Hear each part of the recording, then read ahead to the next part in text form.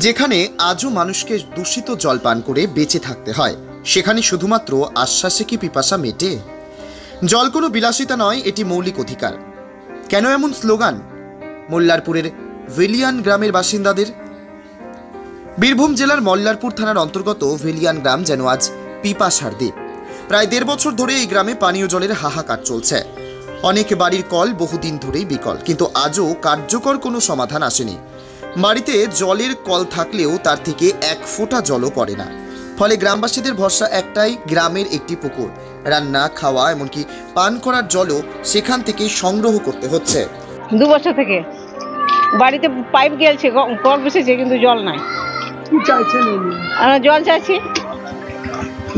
জনপ্রতিনিধি মেম্বার প্রধান সবাইকে জানানো হয়েছে, তারা বলছে যাবে, হবে।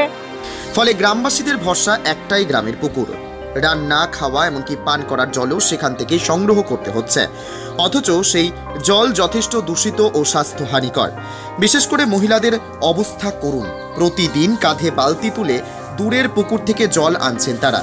শিশু ও বৃদ্ধরাও এই সমস্যায় চরম ভোগান্তির শিকার। 3 বছর থেকে জল নাই, আমরা খুব কষ্টে আছি।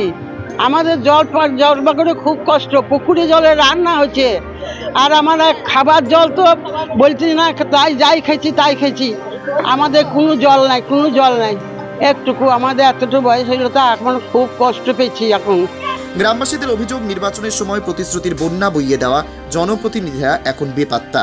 জল কোনো বিলাসিতা নয়, এটা মৌলিক অধিকার। এই স্লোগানকে সামনে রেখে আগামী দিনে বৃহত্তর গণ আন্দোলনের পথে হাঁটার হুঁশিয়ারি দিয়েছেন তারা। এদিকে প্রতিবেদন পেয়ে আমাদের সংবাদ মাধ্যমের প্রতিনিধি যোগাযোগ করেন পাশের কানাচি গ্রামের প্রধানের সঙ্গে। তিনি স্বীকার করেন, জলস্তরের গভীরে চলে যাওয়ার কারণে ভেলিয়ানের সংকট দীর্ঘদিনের। তার আশ্বাস, আগামী 6 মাসের মধ্যেই টেকনিক্যাল সমাধান করা হবে এবং পরিস্থিতি স্বাভাবিক হবে।